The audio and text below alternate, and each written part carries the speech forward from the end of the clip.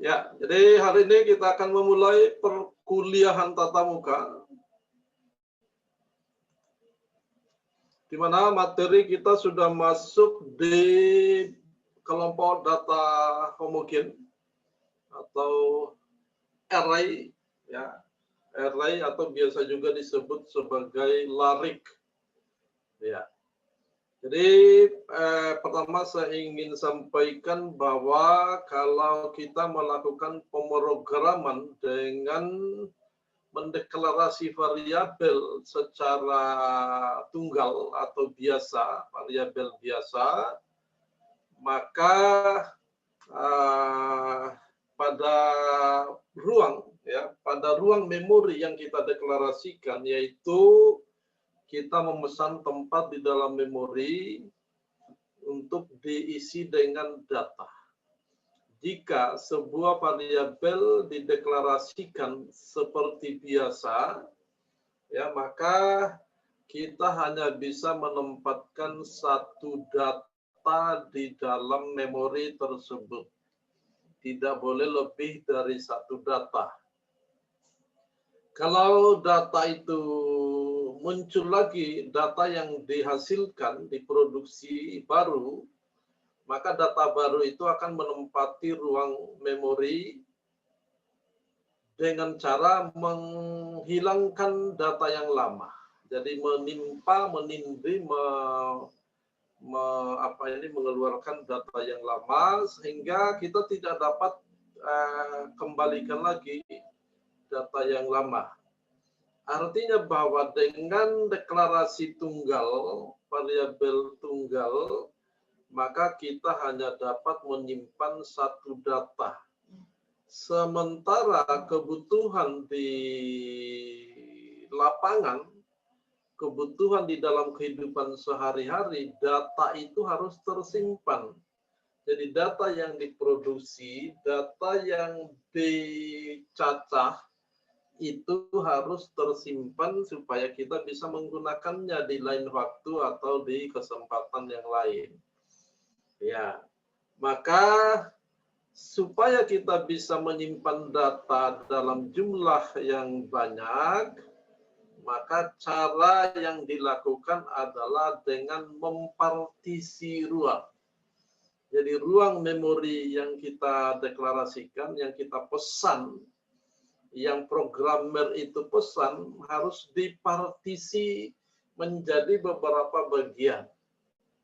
Ya, mempartisi ruang memori menjadi beberapa bagian dengan maksud supaya kita bisa menyimpan data yang kita hasilkan, menyimpan data-data yang kita hasilkan secara berulang-ulang atau secara masif atau secara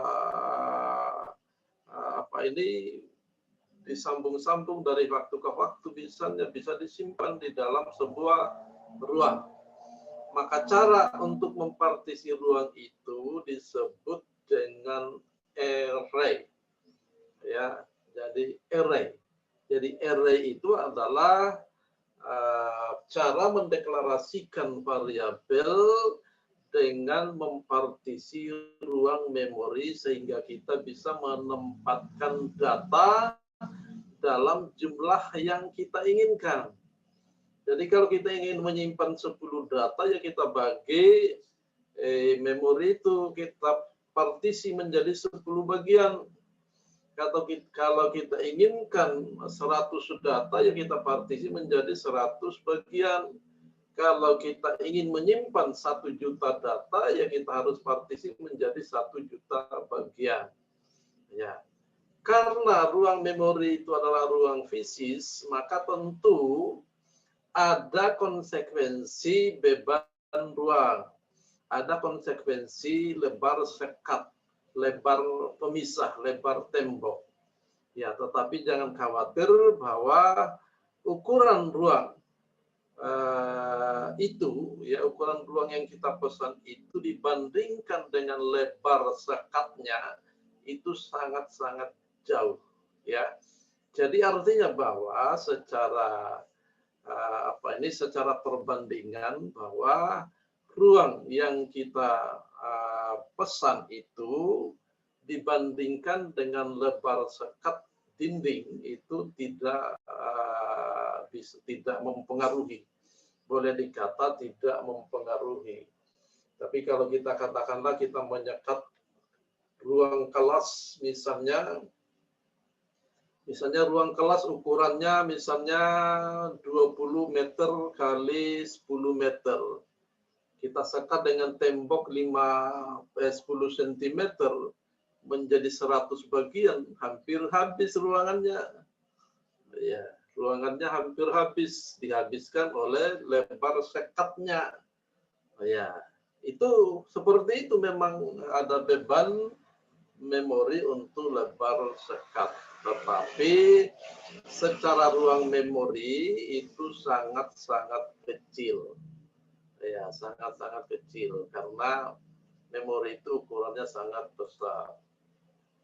Ya, jadi itu maksud daripada kenapa kita mendeklarasikan variabel itu dalam bentuk array, artinya ruang memori kita partisi menjadi beberapa bagian supaya kita bisa menyimpan data dalam jumlah yang kita inginkan. Bagaimana cara melakukannya? Ya, bagaimana cara melakukannya? Ya, sebagaimana mungkin kita bisa bayangkan dalam ruang fisis yang biasa, ya, seperti kamar, bahwa pembagian itu bisa dilakukan dalam satu arah, disebut dengan array berdimensi satu. One dimension array. Ya, jadi array berdimensi satu di mana pembagian ruang itu dilakukan dalam satu arah. Kemudian bisa juga pembagian ruang itu dilakukan dalam dua arah. Disebut dengan array berdimensi dua, dimensi atau matra. Ya, array berdimensi 2 atau two dimension array, di mana pembagian dilakukan dalam dua arah, misalnya dalam arah horizontal dan dalam arah vertikal. Jadi bentuknya matriks, berbentuk matriks.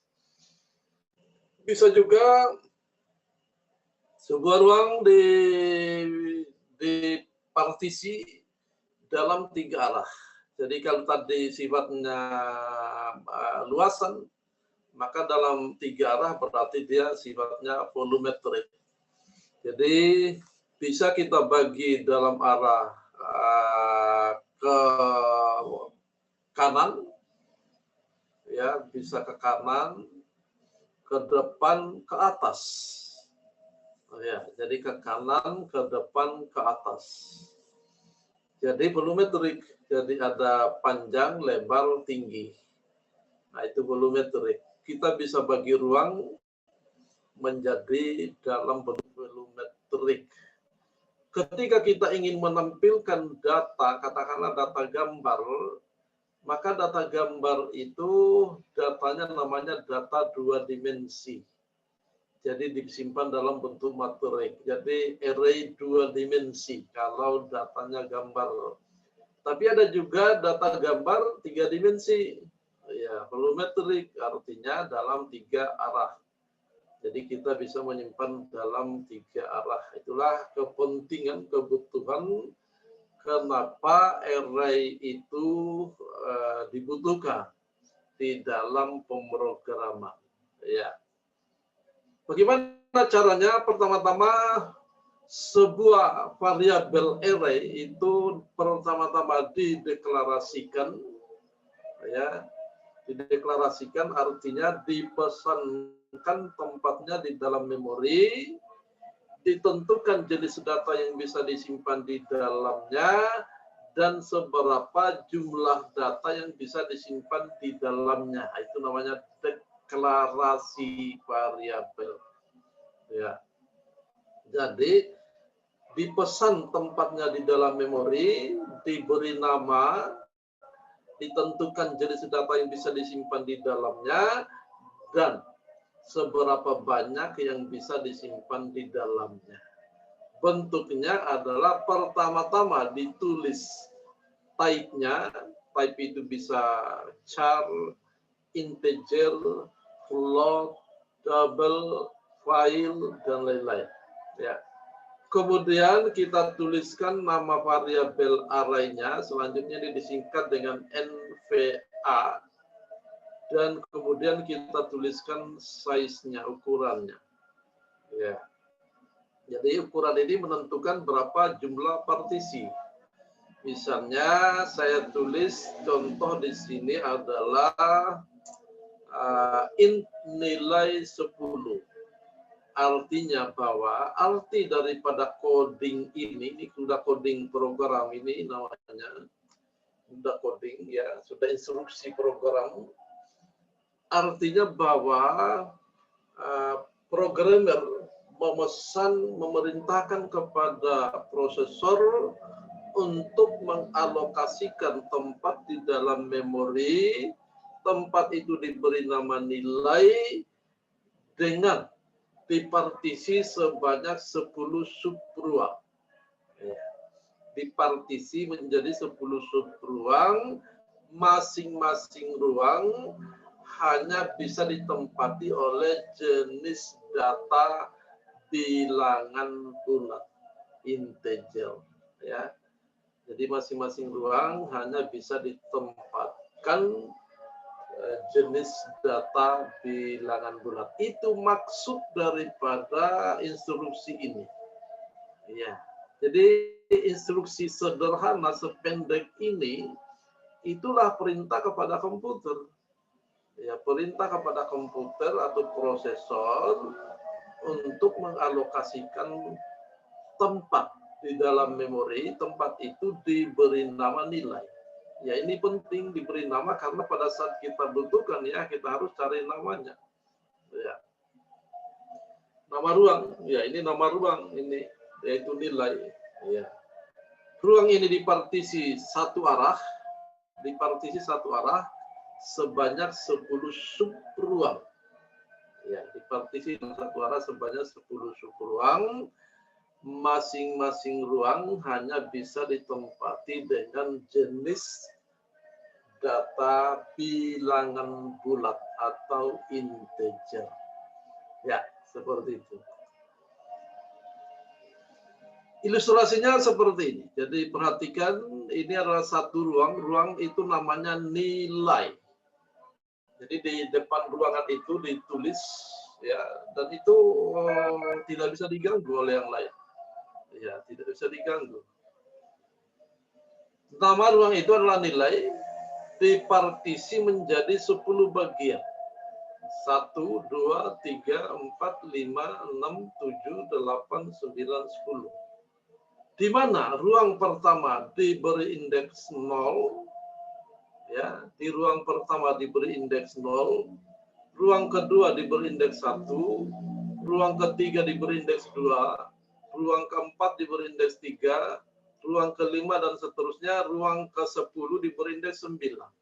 Jadi indexing itu, ya, pengindeksan itu dimulai dari angka 0. Jadi kalau 10 subruang, maka ruangannya itu adalah dari ruang 0 sampai ruang 9. Ya, jadi bukan dari 1. Pengindeksan, ya, bukan nomor, indeks. Ya, lain nomor. Indeks itu untuk menyatakan kebutuhannya di alamat.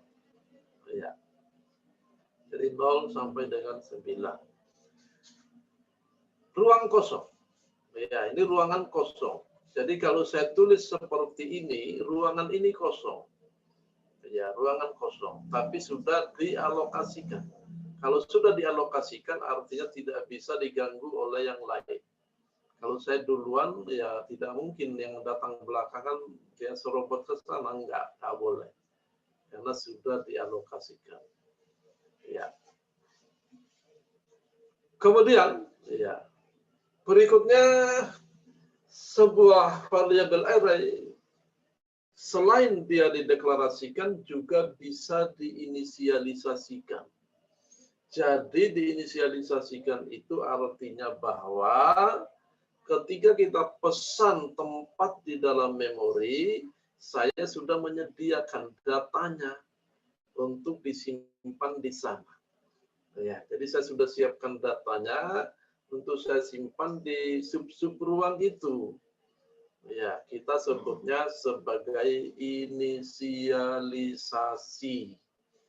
Caranya adalah dituliskan nama data tipenya, dituliskan nama variabel array-nya, dituliskan size-nya, kemudian ditulis elemen-elemen array-nya. Nah, ini di antara dua kurung kerawal.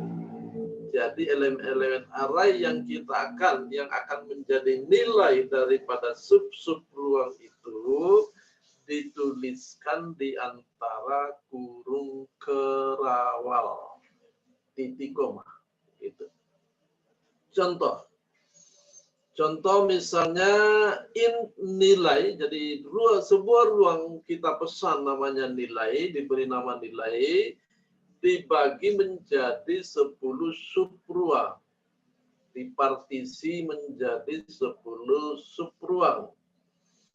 Ruang pertama yaitu indeks 0 diisi dengan 70, ruang kedua diisi 54, ruang ketiga diisi 66, ruang keempat diisi 89, dan seterusnya. Ruang ke-10 dengan indeks 9 diisi 90. Ilustrasinya seperti ini. Nah, itu. Jadi ilustrasinya seperti ini. Ruang pertama berisi nilai 70, ruang kedua berisi 54 dan seterusnya, ruang terakhir berisi 90. Ini disebut bahwa kita memesan ruang sekaligus sudah ditempatkan data di sana. Ya, disebut dengan inisialisasi. Bisakah itu berubah? Bisa. Kalau datang data baru dirubah, dia akan berubah karena ditimpa. Masing-masing ditimpa. Misalnya di di nilai 1 atau di ruang kedua, saya ganti menjadi 95 misalnya. Bisa. Di sub-sub ruang, masing-masing sub ruang, kalau ditempatkan data baru, maka data lama hilang. Sama aja dengan yang tunggal tadi. Ya, tapi ini ya untuk keperluan pembaharuan data misalnya. Yang kedua, bisakah diurutkan, ditukar-tukar? Bisa. Ya, data-data itu bisa ditukar.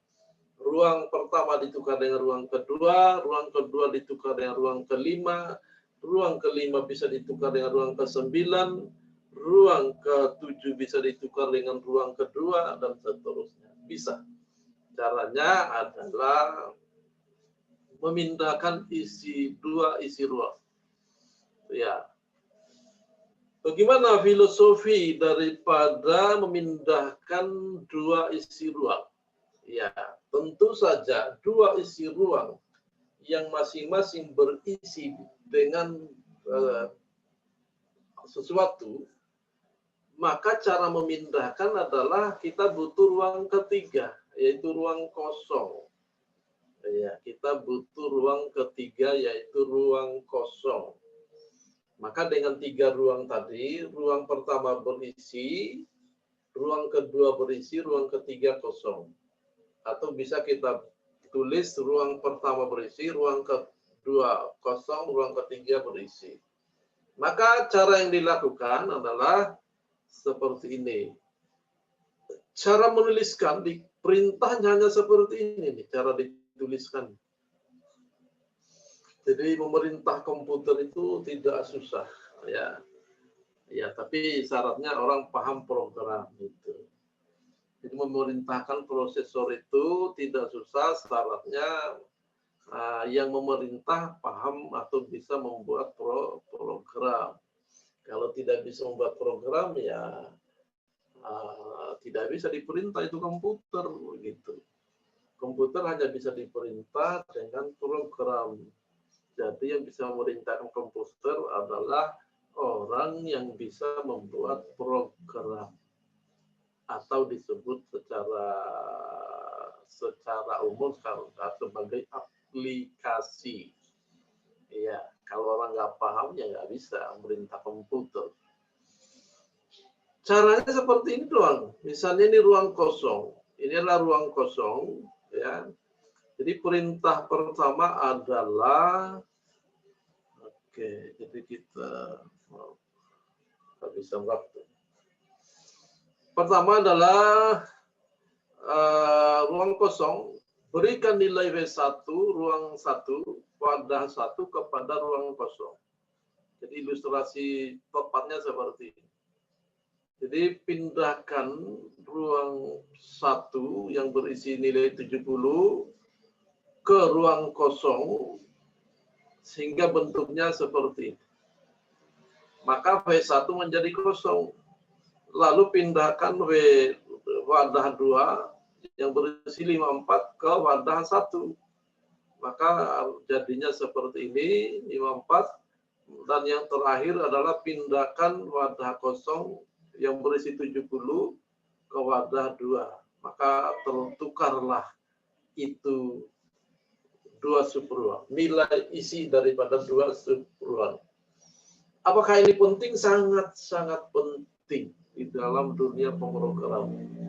Karena pada saat kita mensorting barang, mensorting nilai dalam bentuk jutaan atau bahkan mungkin ratusan juta data, itu hanya dilakukan dalam sekejap dengan prosedur ini.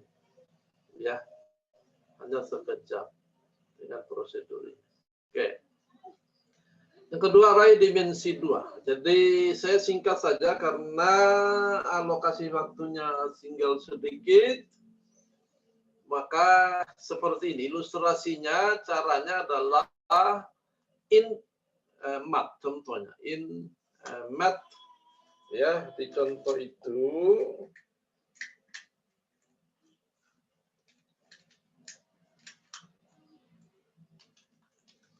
ya, in math part 3 artinya bahwa di perintah ini bermaksud atau yaitu memerintahkan kepada prosesor untuk mengalokasikan tempat dalam memori. Tempat itu diberi nama mat yang dipartisi menjadi 4 ke kanan, ya, 4 ke kanan dan 3 ke depan. Ya, dalam 2 arah maksudnya. Matriks bentuknya seperti ini ilustrasinya. Jadi seperti menyusun keramik, ya, gitu. 2 arah, ya, 4 ke kanan, 3 ke depan. Nah, ilustrasinya seperti itu. Tempat pertama, yaitu di baris pertama, kolom pertama itu adalah 00. Ya. Ke sebelah kanannya itu 01, ke sebelah kanannya lagi 02. Pindah ke bawah 10, ya. Pindah ke bawah 10, ke kanannya 11, kemudian ke kanannya lagi 12.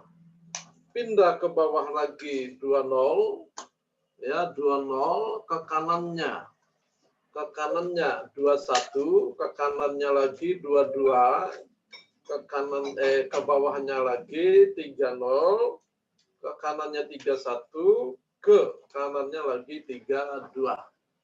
Jadi ini cara penyusunannya itu penting karena penempatan data akan mengikuti pola seperti itu. Inisialisasi ini sama seperti tadi, tapi cara menuliskannya seperti ini. Ya, cara menuliskannya seperti ini, di mana pertama-tama kita tulis nama tipenya, kemudian nama variabel array-nya, kemudian size-nya dalam arah baris dan dalam arah kolom. Size dalam arah baris dan dalam arah kolom. Jadi kita tulisnya dengan di antara kurung kerawal. Untuk baris, masing-masing baris dengan pasangan kurung kerawal, ya, ke arah kolom. Kemudian baris berikutnya lagi pasangan kurung kerawal, baris berikutnya lagi pasangan kurung kerawal, sampai habis, kita tutup kurung kerawal terakhir. Jadi dua pasangan kurung kerawal. Ya. Seperti itu. Jadi inisialisasinya seperti ini. Ya, jadi inisialisasinya seperti ini. Di baris pertama 234, baris kedua 345, baris ketiga 456, baris keempat 567. Ini seperti ini. Tadi bentuknya matriks. Ya, selanjutnya mahasiswa sudah dituliskan programnya di sini, bisa digunakan, bisa dicoba nanti. Ya, kalau ada persoalan ya tanyakan. Ya, mahasiswa boleh nanya karena kita sudah ada grup WA sudah dibuat tadi. Mahasiswa bisa tanya via WA. Ya. Saya kira kita belum bisa praktek. Kalau bisa nanti di kesempatan berikut kita akan praktek kalau diperlukan. Ya, kalau diperlukan. Halo, mahasiswa ada pertanyaan? Halo. Halo. Ada pertanyaan? Halo.